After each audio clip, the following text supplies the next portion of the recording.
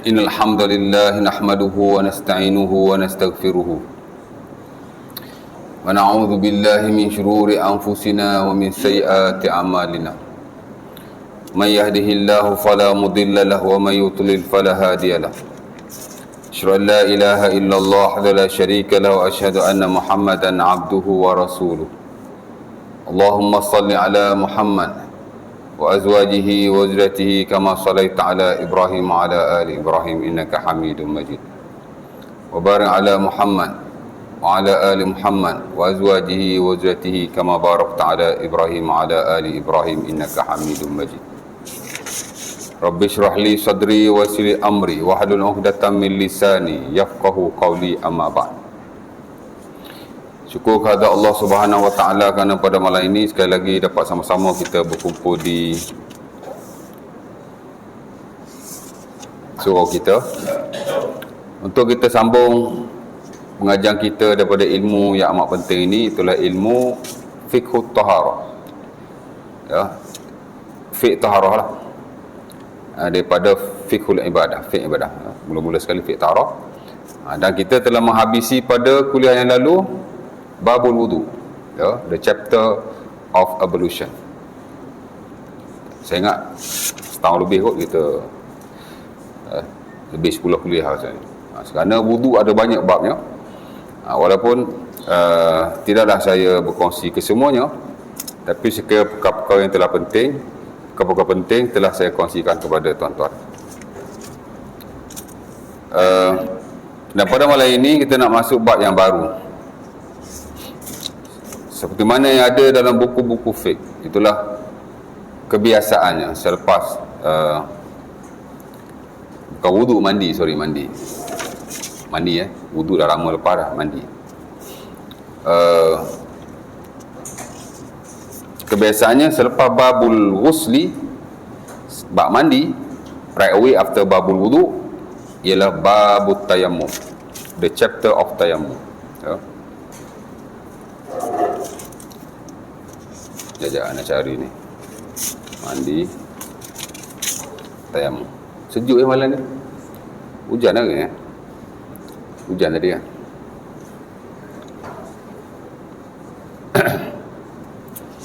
Di mana dalam nota saya mulai dengan bab yang terawal, itulah syarat sah tayammum. Ya. Yang sebenarnya tidak ada banyak perbezaan dengan syarat sah wudu yang telah kita bincangkan pada kuliah yang terdahulu. Adalah sikit sebanyak perbezaan. Dan setelah itu fardu tayammum, kemudian perkara yang membatalkan tayammum, dan hal-hal lainlah yang ada hubung kait dengan tayammum. Dan sekira nota saya ni tidaklah banyak, sikit saja. Dan saya ingat dalam fiqh taharah ni tayammum pun tidak banyak. Nak berbanding wudu dan mandi wajib, di mana wudu dan mandi wajib lebih banyak perbahasan, ya. Baik, jadi itu bab-bab yang ada. Saya ingat 4 bab kot, 3 bab kan. Syarat sah tayammum, fardu tayammum, dengan perkara yang membatalkan tayammum. Kemudian saya akan tambah lagi lah, ya. Itulah sunnah-sunnah tayammum, ya. Dan boleh masuk juga makruh tayammum, adalah sikit, walaupun sebenarnya dia bukanlah satu bab yang besar dalam fiqh, ya. Sunat tayammum ada juga, ya. Bukan tak ada. Nota saya miss tu, sebenarnya dia ada, ya. Baik, sebelum kita pergi kepada bab-bab itu, syarat sah tayammum, fardu tayammum atau rukun tayammum, sunat-sunat tayammum, perkara yang membatalkan tayammum, dan everything related to the topic, kita kebiasaannya akan memulakan satu bab itu dengan mukaddimah yang merangkumi 2 perkara kebiasaan, ya. Pertama ialah ta'rif, yang kedua ialah hukum. Mana-mana bab yang ada dalam fiqh, tuan-tuan, para ulama tidak akan membahaskannya secara lebih lanjut, melainkan mereka akan explain terlebih dahulu tentang 2 perkara ini. Pertama ialah definition, yang kedua ialah hukum, Islamic jurisprudence, mesti bagi tahu. Ya, dan saya ingat bukan dalam bab tayammum ni saja, dulu-dulu pun kita cerita dulu bab tu sebelum kita cerita bab-bab yang lain dalam topik berkenaan. Pasal ini normal, ini dia punya tabiat kepada ilmu fiqh. Ilmu-ilmu lain saya tak tahulah, tapi saya ingat lebih kurang aja. Kerana ulama, tuan-tuan, dia tidak akan membahaskan satu perkara, They won't go any further. Mereka akan explain dulu. Kita nak belajar ni ke apa benda. Ya tak? Sekurang-kurangnya kita ada gambaran awal. Ya, dan idea umum tentang hal berkenaan. Sementara nak bagi clarification, nak bagi clear. Ya. Ya, kepada kita, dan of course lah ia akan memudahkan pembelajaran kita selepas itu, membantu jugalah sikit sebenarnya. Ya. Baik, pertama ialah ta'rif tayamum, ya, definisi kepada tayamum.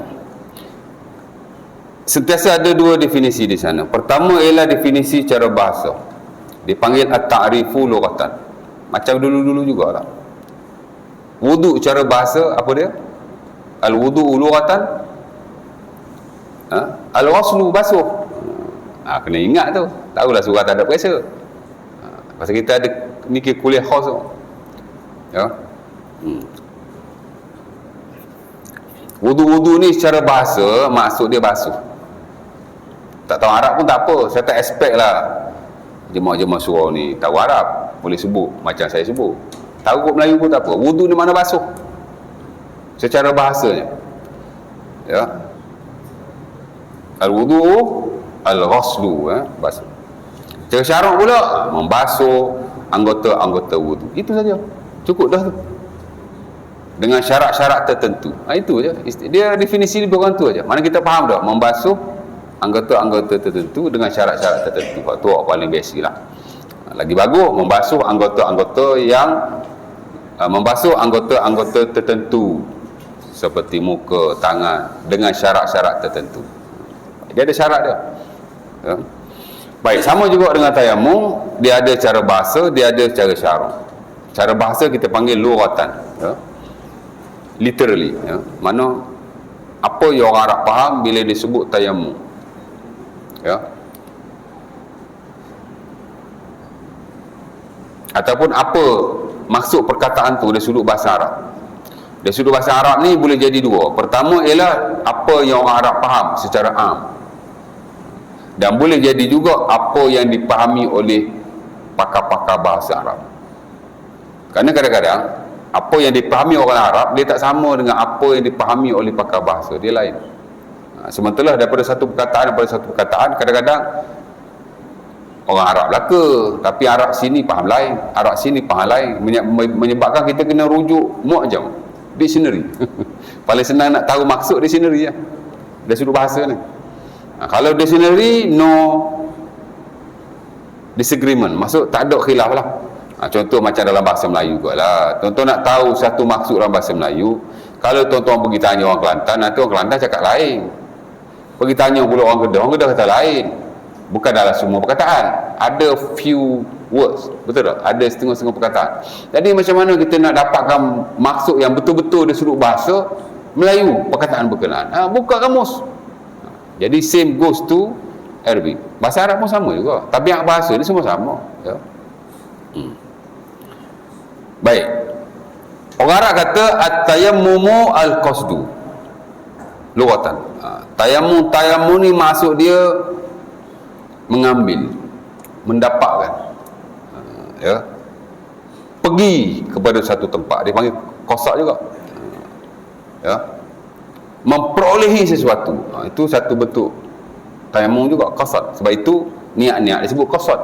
Bila kita niat tu, kita menggambarkan sesuatu, memperolehi sesuatu, kita nak, ya, orang nak panggil tahqiq sesuatu, niat dah tu, qasad dah tu. Qasad ni benda yang macam tu. Dan sebahagian ulama juga menyatakan bahawa makna tayammum secara bahasa ialah isal. Ini sebagai ulama Syafi'i. Malah definisi tayammum secara syarak, dia guna perkataan itu. Dia tak guna perkataan qasad dalam mazhab Syafi'i lah. Tapi dia guna perkataan isal, yakni menyampaikan. Menyampaikan, ya. Tadi qasad maksud memperolehi, mengambil, ini menyampaikan, lebih kurang aja. Sudut bahasa lah, yang sikit tak adalah penting, tapi kena bagi tahu juga, ya. At-tayammum lughatan al-qasad. Tayammum cara bahasa ialah mengambil, memperolehi, menyampaikan, ya. Wa tayammum syar'an, adapun tayammum secara syarak ialah bila secara syarak ni kita nak. Pasal purpose dia hak kita nak tahu tu hak syarak. bahasa ni tak ada masalah. Cuma kita nak tahu lebih awal cara bahasa macam mana. Tapi kalau kita nak syarak, ya, macam semayang juga. Semayang cara bahasa apa maksud? Lambat lagi kita nak bincang bab semayang, tapi sentuh sikit lah. Apa maksud semayang cara bahasa? As-salatu lughatan, doa. As-salatu lughatan ad-doa. Sembahyang secara bahasa, yakni dipahami oleh orang Arab dan ahli-ahli bahasa Arab, ialah doa. Dan sekarang bukan bahasa Arab saja, English pun semayang dia kata prayer, betul tak? Lebih kurang aja. Itu cara bahasa. Maksud semayang-semayang doa, ya. Cara syarak pula ialah perbuatan tertentu yang bermula daripada takbiratul ihram sehingga salam. Ada syarat-syarat dan rukunnya disertai dengan niat. Jadi kita nampak lebih jelas. Tadi jelas dah, tapi adalah idea am. Lepas tu bila sebut syarak je, kita baru nampak. Oh, dia mesti perbuatan mula dengan takbir sampai salam. Ada syarat-syarat tertentu, rukun-rukun tertentu disertai dengan niat. Jadi lebih jelas. Sama juga dengan tayamum. Mungkin dia suruh bahasa ni kita bela lagi. Memperolehi, mengambil, menyampaikan apa benda, itu bahasa. Yang mana orang Arab ni dia akan guna perkataan tayamum, ya, bila nak merujuk kepada perkara-perkara itu, ya.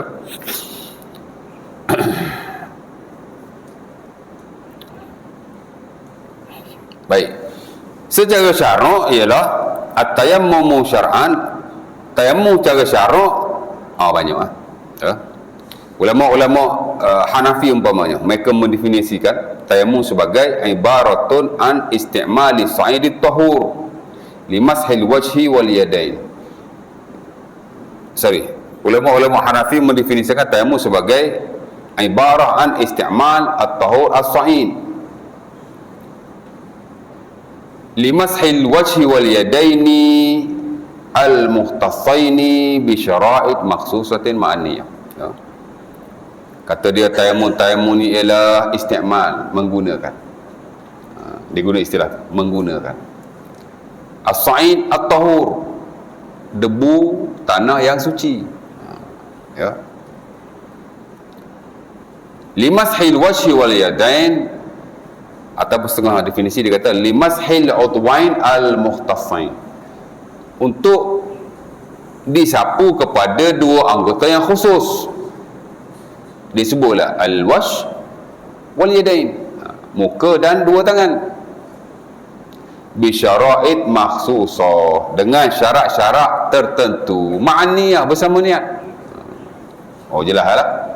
Maksudnya tayammum ni menggunakan debu tanah yang suci untuk menyapu dua anggota yang khusus, muka dan dua tapak tangan, ya. Ada syarat-syarat tertentu disertai dengannya. Jadi kita nampaklah, tayammum ni dia meliputi debu, meliputi dua anggota itu, muka, tangan dan seumpamanya, ya. Dan begitu juga ulama-ulama daripada aliran dan mazhab yang lain. Maliki ada definisi dia, walaupun tak kurang sangatlah beza dia dengan Hanafi. Ada beza juga tapi tak banyak. Saya ingatlah, tapi saya tak perlu baca lah, ya. Tak penting mana pun definisi ni, ya. Saya memang dalam apa-apa bab pun tuan, definisi saya utamakan. Sehingga satu-satu hal saya ingat ke semua definisi yang ada setiap mazhab. Pasal bidang saya nak kena hafal. Bukan hanya sahaja fiqh ibadat, sahaja fiqh muamalat pun sama, sahaja fiqh jinayat pun sama. Bila saya nak jelas satu perkara, saya kena tahulah sekurang-kurangnya definisi yang ada dalam market, dalam pasaran. Kerana dalam definisi ni pun ada kepentingannya. Di mana sikit sebanyak perbezaan tu dia membantu kita lah untuk memahami bab itu dengan lebih baik, ya. Itu tujuan ulama buat definisi, ya tak? Ya? Baik. Hambali pun sama, lebih kurang, walaupun ada sikit sebanyak perbezaan. Dia merujuk kepada debu, ia merujuk kepada dua anggota, merujuk kepada syarat-syarat tertentu dan niat.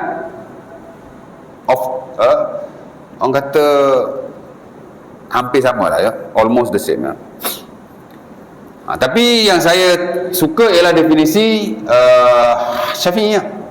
Ada setengah perkara tu saya tak suka definisi Syafi'i ni. Tapi dalam hal ni saya suka, kerana dia lebih agak nampak lebih jelas lah. Di mana lebih kurang juga dia kata, ya, tayammum ialah isalut turab at-tahur limashil wajhi wal yadain bi syara'id makhsusah badalan 'anil wudu wa badalan 'anil ghusl wa badalan 'an udwin minal a'dha alladhi yajibu taharatuhu. Lebih luas sikit. Katanya tayamum itu ialah isalut turab, menyampaikan. Tadi kata menggunakan, ni sama je menyampaikan menggunakan. Apa dia nak disampaikan itu? Debu, tanah yang suci. Ya, disapu kepada muka dan dua tangan. Sama macam tadi kan. Tapi saya suka hujung tu. Bisyara'in makhsusah, dengan syarat-syarat tertentu. Sama aja. Tapi saya suka hujung tu. Badalan 'anil wudu, sebagai ganti kepada wudu. Tak disebut ada definisi lain. Ni dia sebut. Nampak lebih clear. Wa badalan 'anil ghusl, ganti kepada mandi juga. Maksudnya wudu kalau kita tak boleh buat, adalah syarat-syarat dia, bukan semata-mata aja.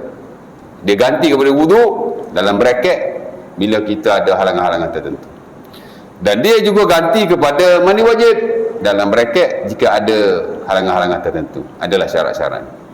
Dan dia kata ujung tu, ia juga adalah ganti kepada mana-mana anggota yang kita tidak dapat melakukannya, sedangkan ia wajib disucikan. Hak ni hak tak ada lah definisi mazhab-mazhab yang lain. Merujuk kepada pendekatan atau pegangan mazhab Syafi'i, di mana kalau kita tak boleh wudu salah satu daripada anggota, kita wajib tayamum. Daripada definisi kita tahu dah pegangan mazhab Syafi'i macam mana. Dan saya pernah bagi contoh dulu. Mazhab Syafi'i tuan-tuan jatuh motor, pung, patah tangan, pergi hospital. Hospital pun lalu. Ya. Dia panggil apa? Simen lah kan. Orang Kelantan panggil, ada perkataan khas tu, saya pun lupa lama. Dia panggil apa? Tak kisahlah kan. Tapi dia balut pakai simen pula tu. Dah patah kan. Jadi macam mana tuan-tuan nak ambil wudu? Boleh. Tuan-tuan berwudu macam biasa. Tepat hak balut tu tuan-tuan sapu saja. Nak basuh tak boleh. Ataupun tak boleh basuh lah pasal anggota tu sudah berbalut. Sapu saja di atasnya. Sapu saja di sekelilingnya. Jangan sapu atas saja.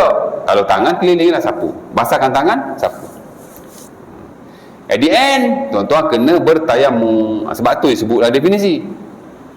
Dia bukan hanya ganti kepada wudu, dia bukan hanya ganti kepada mandi wajib, dia juga ganti kepada mana-mana anggota yang kita tak boleh berwudu. Sedangkan dia wajib disucikan. Bila kita wudu, wajib basuh tangan. Pada tu tangan tak boleh nak basuh pasal patah, balut. Sapu saja, tapi mesti digantikan dengan tayamum. Which is agak sukar untuk dilakukan sebenarnya. Walaupun di sana sebahagian besar ulama yang lain tidak mensyaratkan itu, cukup sapu saja dan tidak perlu bertayamum lagi. Dan saya lihat banyak juga dalam buku-buku fiqh moden memilih pendapat itu. Mazhab Syafi'i bab ni dia ketat je tuan. Dah lah tuan-tuan kena tayamum.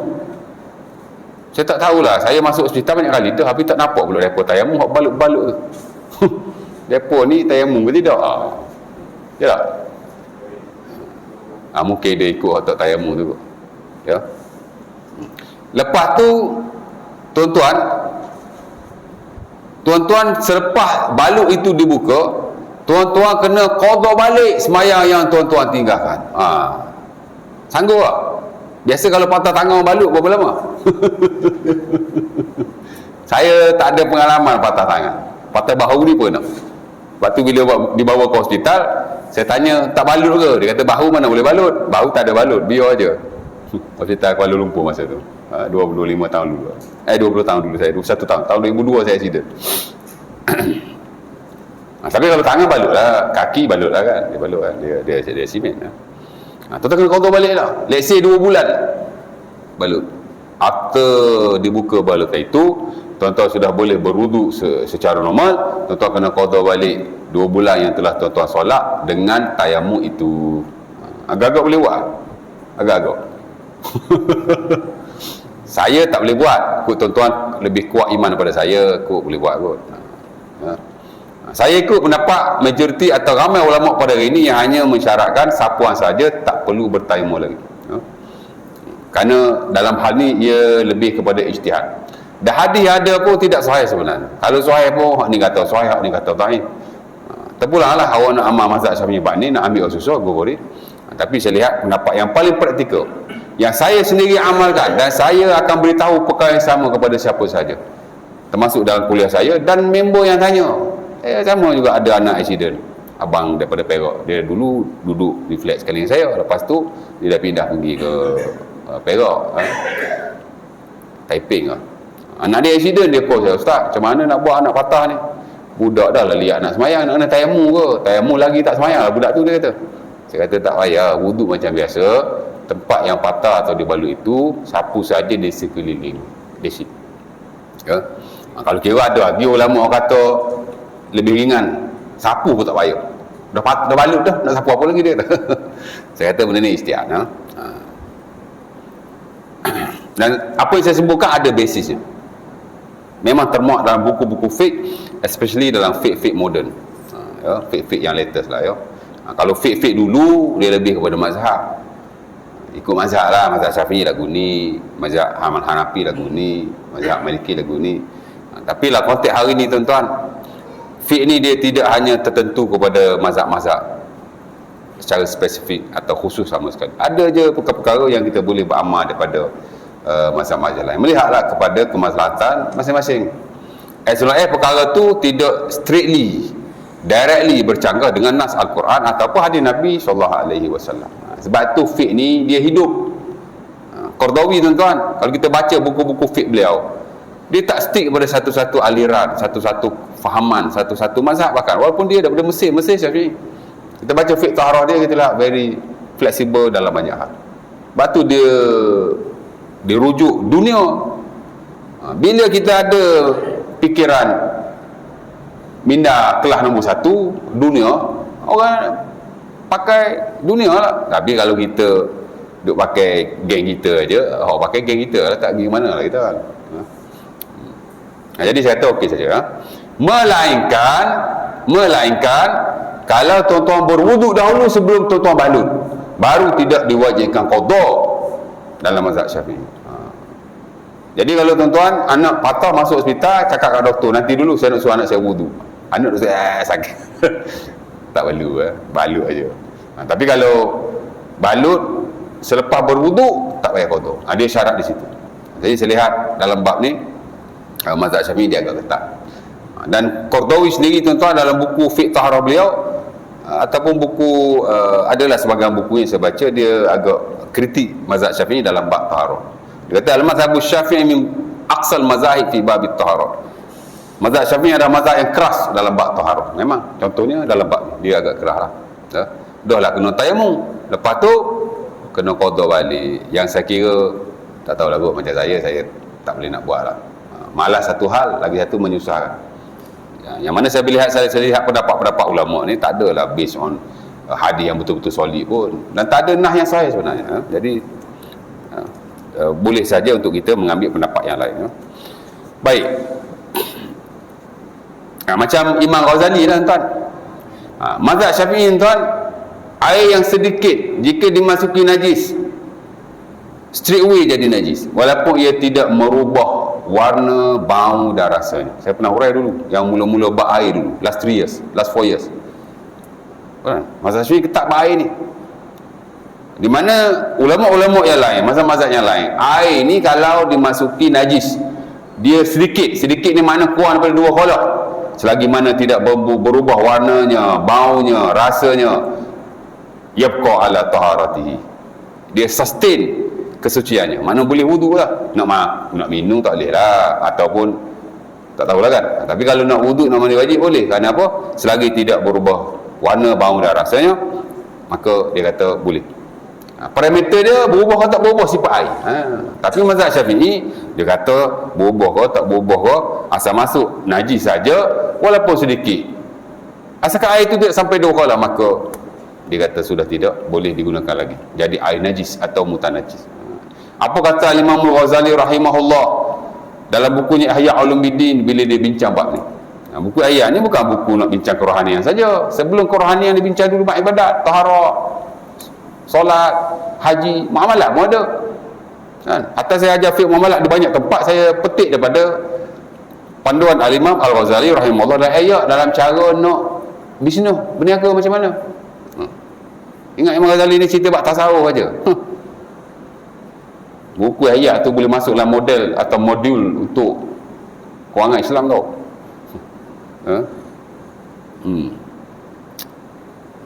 Apa kata beliau dalam buku tu? Dia kata awaddu ayyakuna al-madhhab asy-syafi'i ka madhhab Abi Hanifah fi hadhihi al-masalah. Ka madhhab Malik fi hadhihi al-masalah. Aku harap mazhab Syafi'i dalam bab ni seumpama mazhab Malik dan mazhab-mazhab yang lain juga. Maksudnya kalau boleh, ataupun dia kata kalaulah dalam bab ni mazhab Syafi'i seumpama mazhab yang lain, di mana asal tak berubah makna warna bau dah rasanya tak najis. Apa maksudnya? Maksudnya Imam Ghazali dia sokong pendapat dalam mazhab yang lain. Sebab tu dia kata begitu. Ya. Jadi dalam bab ni dia tak setuju, cerita dia tak setujulah. Ya. Okey je. Ya. Baik. Jadi tuan-tuan fahamlah dari definisi itu. Dan saya dapati ada banyak lagi definisi lain. Yang saya paling suka hak Syafi'i inilah. Antara yang saya paling suka lah. Tapi yang saya paling suka ialah definisi yang ditulis oleh ulama-ulama kontemporer. Saya memang suka ulama semasa dalam banyak hal. Ya. Antaranya Aiman Musa. Sebab ulama kontemporer ni bila dia buat definisi biasanya dia nak bagi orang mudah faham. Ya. Dia tak panjang, dia very simple. Ya. Antaranya ialah Aiman Musa dalam buku Syarah Bidayah Mutafaqih beliau, dalam buku Syarah Hidayah Mutafaqih beliau, nama dia Hidayatul Mutanazih tak silap saya. Dia kata tayammum ialah at-ta'abbud lillah biqasdi at-turab at-tahir li mashil wajhi wal yadain. Kata beliau tayammum ialah ibadah kepada Allah dengan menyapu muka dan tangan. At-ta'abbud, kata beliau, at-tayammumu syar'an at-ta'abbud lillah biqasdi at-turab at-tahir li mashil wajhi wal yadain ma'a syurut.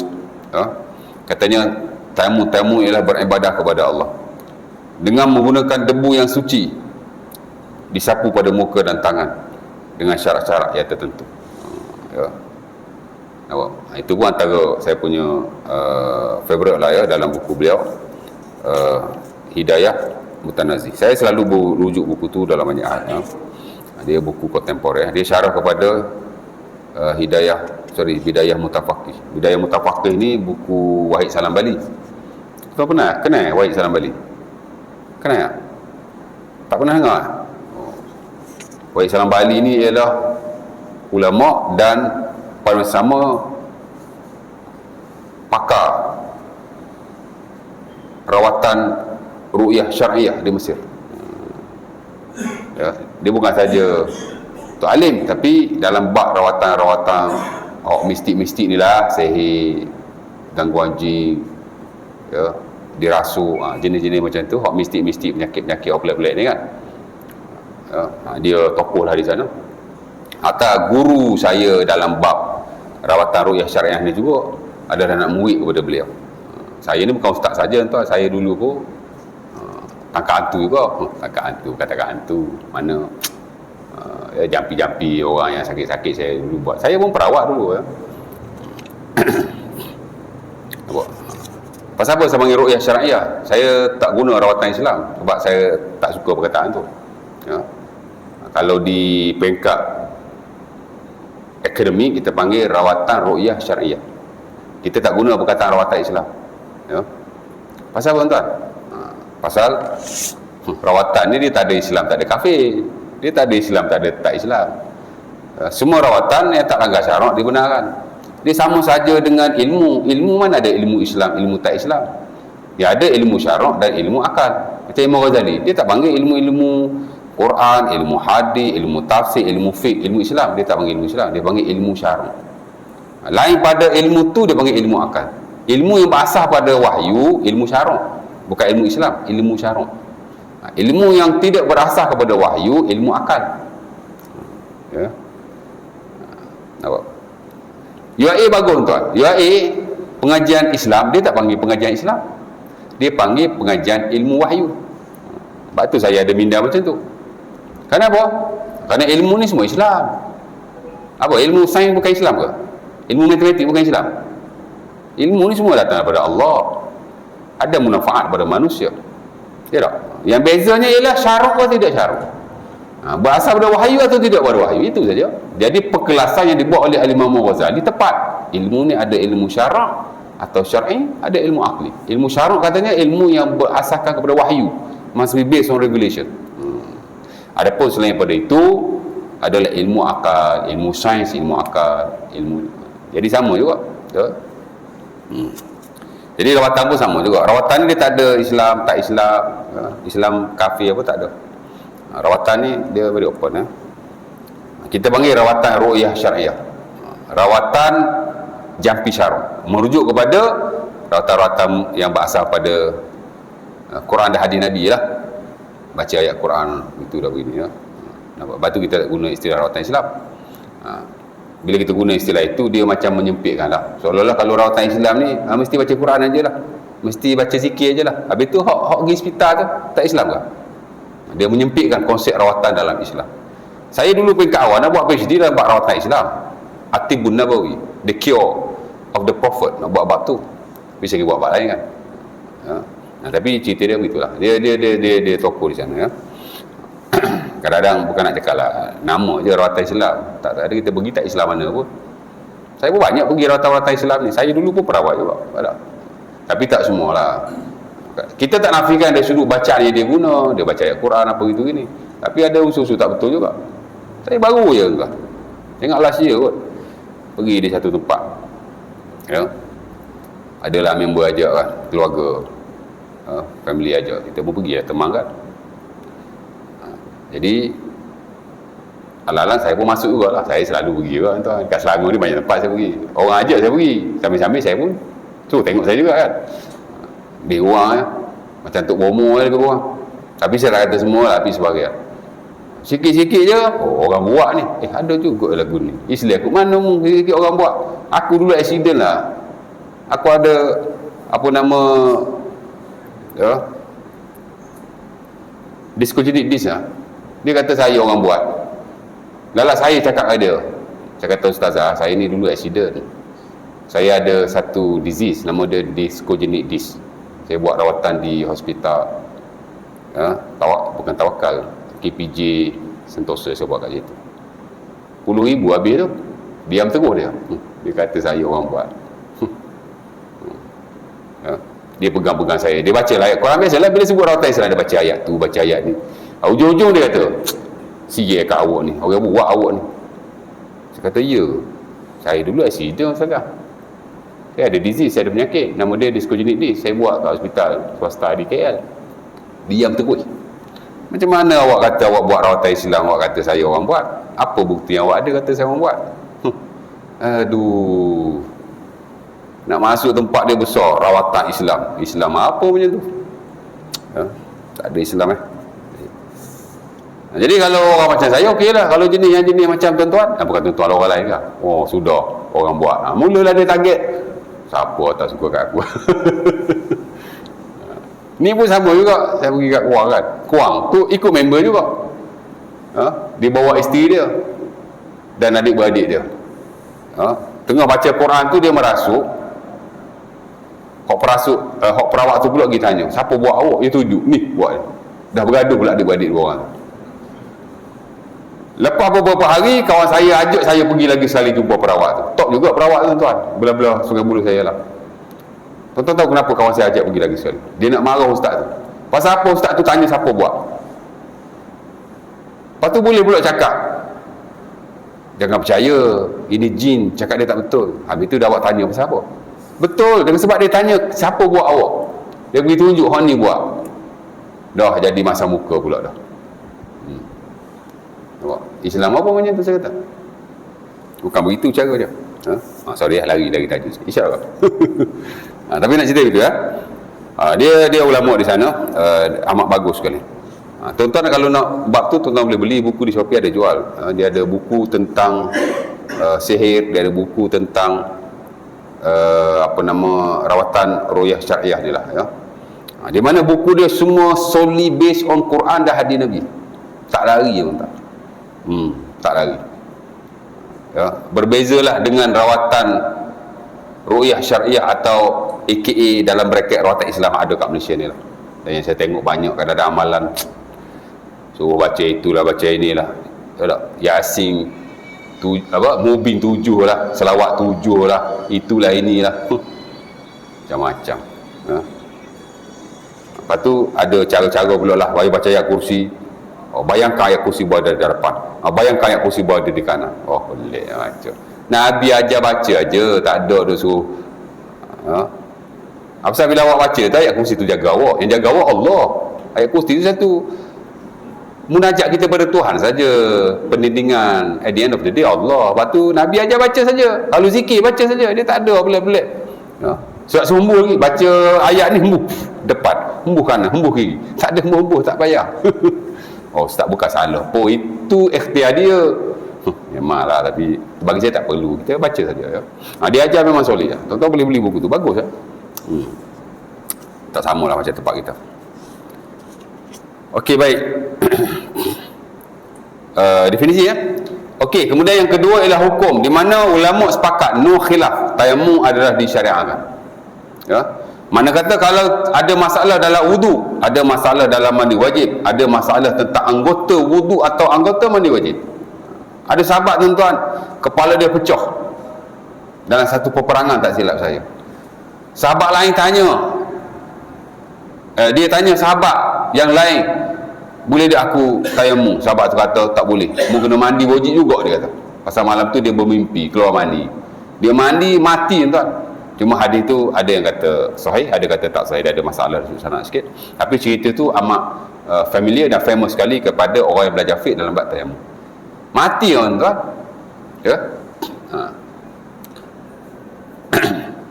Jadi banyak kes, ya, tayamum memang disyariatkan. Pasal ada banyak kes, sementara Allah Subhanahu Wa Taala sebut clear cut dalam surah Al-Maidah yang saya ada banyak kali baca, tuan-tuan, daripada wuduk sampai mandi wajib. Ni tayamum, baca ayat tu lagi, surah Al-Maidah ayat yang ke-6.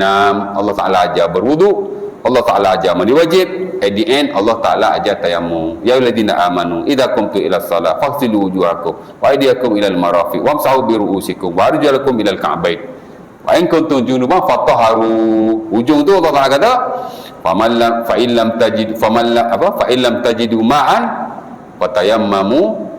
Allah Taala kata ujung tu Allah Taala kata ujung pula tu falam tajidu ma'an fatayammamu sa'idan tayyiba wamsahu biwujuhikum wa arjulikum wa aydikum famsahu biwujuhikum wa aydikum minhu, ya. Allah Taala ajar wudu nak sembahyang, Allah ajar basuh. Kalau tak ada, kalau junub, Allah Taala kata mandi wajib. Hujung tu Allah Taala kata, jikalau kamu tidak mendapati air, maka bertayamumlah dengan debu suci dan sapulah muka kamu dan kedua-dua tangan kamu. Quran dah kata begitu, ya tak?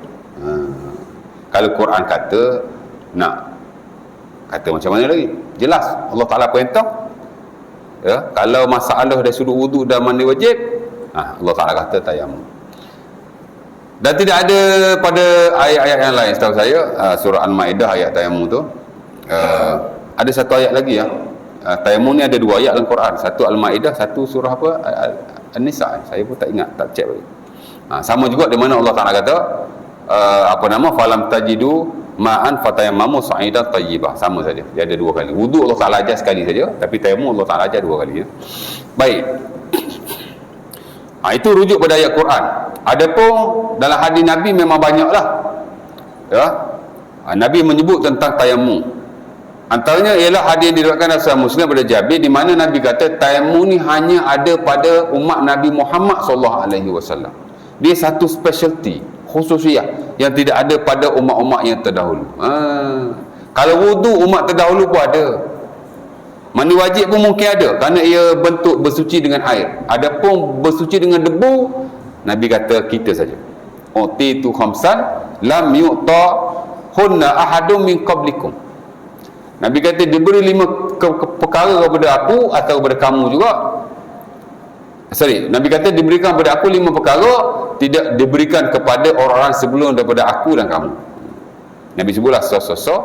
Hujung tu Nabi kata wa ju'ilat liyal ardi masjidan wa tahura. Dijadikan kepada aku dan umatku juga bumi ini suci.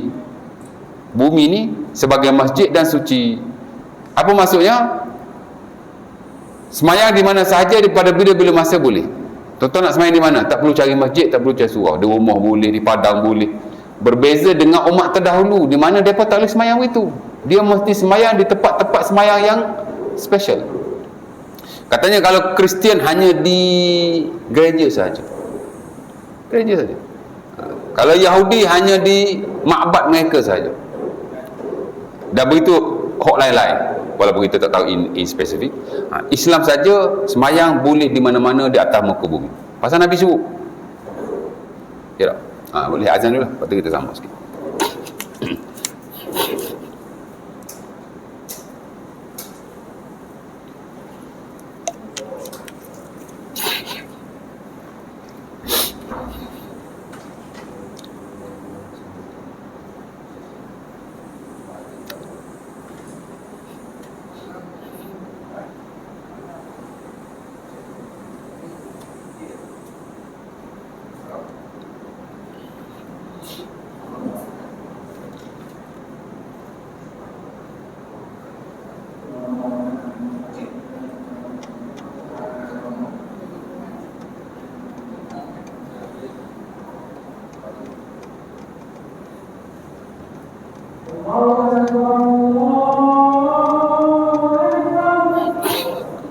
Allahu Akbar, Allahu Akbar.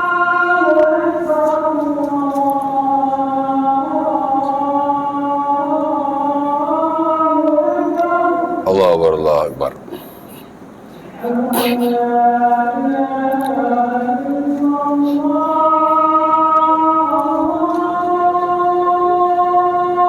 Asyhadu an la ilaha illallah.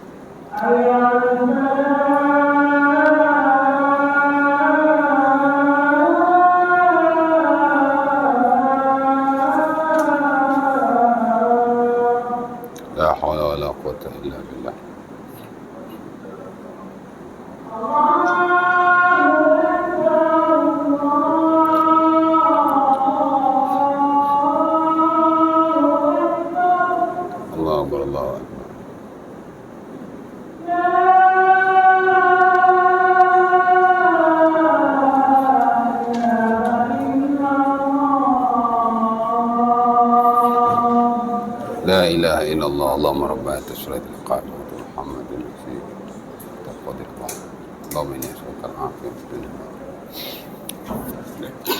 Okey, baik. Balik pada yang tadi ya. Jadi Nabi kata, wa ju'ilat liyal ardu masjidan wa tahura. Dijadikan bagi aku dan umat aku juga bumi ini sebagai masjid dan suci. Kita boleh saja sembahyang di mana-mana. Yang tak boleh dua tempat, kubur dengan tandas. Dua tempat ni makruh, tapi makruh di sisi majoriti. Hak lain sembahyang saja. Tak ada syarat sembahyang di masjid, di surau, di mana-mana, di rumah, di pad. Tapi kalau umat terdahulu tak boleh. Sembahyang ada tempat khas, sama ada di tempat-tempat ibadah mereka ataupun tempat yang dikhaskan oleh nabi-nabi atau Allah Ta'ala lah dalam wahyu mereka. Islam saja kita boleh sembahyang di mana-mana kerana bumi ni suci, kata Nabi. Dan dia juga boleh menjadi alat untuk bersuci. Jadi tayamum, tuan-tuan, tidak ada pada umat-umat yang lain. Specialty ni hanya khusus kepada umat Nabi Muhammad SAW. Betapa Allah Ta'ala merahmati kita. Oh, rahmat Allah Ta'ala pada kita umat Nabi Muhammad ni. Ya. Sebab itu kita kena menghargai setiap hukum hakam syarak yang diwahyukan oleh Allah kepada Nabi dan kita semua. Betul tak? Baik, hadis yang lain kata Aisyah radhiyallahu taala, dalam hadis yang lain, hadis Abi Daud, tak silap saya, daripada Asma, daripada Aisyah, ista'arat min Asma qiladah fahalakat fa arsala an-nabi ashabahu fi talabiha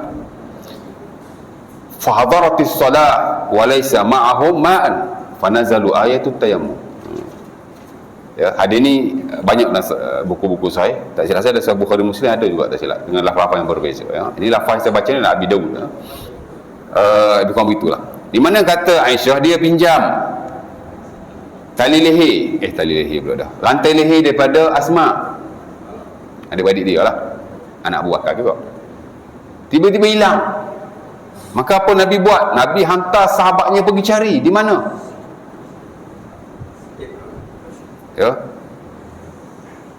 Tiba-tiba tak jumpa. Cari.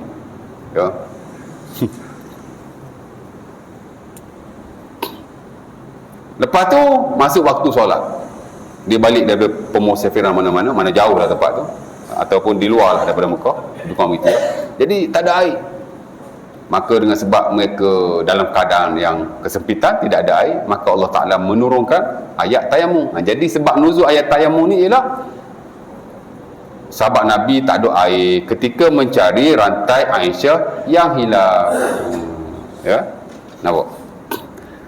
Nabi pun tak tahu tuan barang hilang kat mana duduk. Orang kita hari ni asal barang hilang je jumpa bomo. Asal barang hilang je jumpa bomo. Asal barang hilang je cari ustaz. Kawan saya kereta hilang tuan, bila dia parking dekat komuter Sungai Buloh. 2 tu umur dia jumpa. Tak tahulah, dia kata ustaz, dia kata rawatan macam ni. Tak tahulah bomo ke apa. Satu bomo, saya gaji jenis macam ni saya panggil bomo aja, very sorry to say lah. Kata duduk belah utara. Satu bomo kata duduk belah belah selatan. Habis duit saja je. Lepas tu ada lah kena buat tu buat ni kan. Tak dapat balik pun kereta tu. Orang curi lah cerita dia. Buatlah semai hajat, minta dengan Allah. Tak payah jumpa siapa-siapa. Nak jumpa bomo ke ustaz pun tak payah. Ya tak? Dah hilang-hilang lah. Nabi hilang pun tak tahu kat mana. Kau pergi jumpa bomo, dia tahu ke? Tak ada dia tahunya. Dia main agak-agak je tu. Baik. Tapi akhirnya dijumpai balik rantai itu di sisi unta, tak silap saya. Unta tu ada tempat turun naik tu kan, macam dia punya pelana tu, terselit di situ. Jumpa juga alhamdulillah ya. Nampak? Orang kita pun kalau barang-barang hilang ni pun kadang cari tu omoh, cari ustaz lah. Okey, jadi kita dah habis definisi dan hukum. Next nanti kita akan masuk syarat-syarat tayamum, insya-Allah taala. Ada nak tanya apa-apa tak?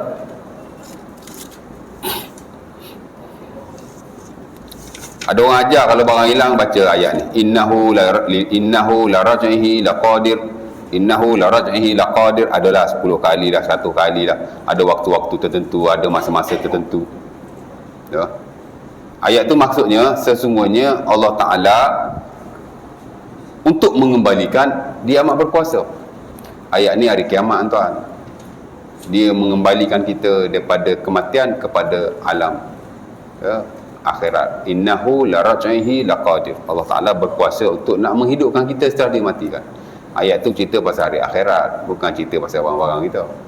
Nabi kata man qala fil Quran bi ra'yihi falyatabawa maq'adahu minan nar. Siapa-siapa yang pandai cakap sesuatu tentang Quran, maka dia akan bersedia tempatnya dalam neraka. Saya personally pun tak setuju tuan. Ayat ni untuk sakit darah tinggi, ayat ni untuk sakit kecil manis. Mana dia tahu? Kita nak kata ayat tu begini, ayat ni begini tuan. Kita berhadapan dengan hadis Nabi ni. Mu kata begitu, kata begini pada Quran, kamu sedia tempat kamu dalam neraka. Ya. Mu nak tafsir Quran, hati-hati. Bukan boleh main tafsir, kena tengok hadis Nabi ni macam mana, tafsir-tafsir, cari tafsir yang muktabar, mana yang ahli dia lah. Betul tak? Sama juga dalam bab ni, kita tak boleh nak pandang-pandang. Ini ketulinan dan kesucian Quran yang telah dipelihara oleh Allah. Ya, Quran tak dinafikan. Wa nunazzilu minal Qur'ani ma huwa shifa. Quran kata Allah Taala dia ada syifa, penyembuh. Tapi tak ada kata ayat ni untuk penyakit ni, ayat ni untuk penyakit ni, tak ada. Kita baca saja. Selebihnya minta pada Allah Taala. Kalau dari sudut ru'yah syar'iyah lah, dari sudut jampi dia kan, dari sudut bacaan-bacaan tu, cerita dia begitulah. Saya pun heran juga kadang-kadang, macam mana dia boleh padang-padangkan ayat tertentu dengan penyakit tertentu ya? Dia mimpi ke atau pengalaman ke macam mana? Tapi kesianlah kat dia, dia akan berhadapan dengan Allah Subhanahu Wa Taala ya? Kerana dia telah menjadikan Al-Quran ni begitu dan begini tanpa dia ada ya, sesuatu pun. Kalau ada hadisnya tak apa. Macam Nabi kata ayat kursi untuk halau syaitan semasa tidur. Kita nak tidur, kita baca ayat kursi, Nabi kata syaitan tidak akan dapat mendekatimu. Okey lah. Tak, pasal Nabi beritahu. Kalau Nabi tak beritahu, kita pun tak boleh pandang-pandang. Baca ayat ni syaitan lari ya, mana awak tahu. Contoh ya tak? Okey, cukup setakat tu dulu. Kalau tak ada soalan, insya-Allah taala next nanti kita sambung lah ya, bermula dengan syarat sah tayamum.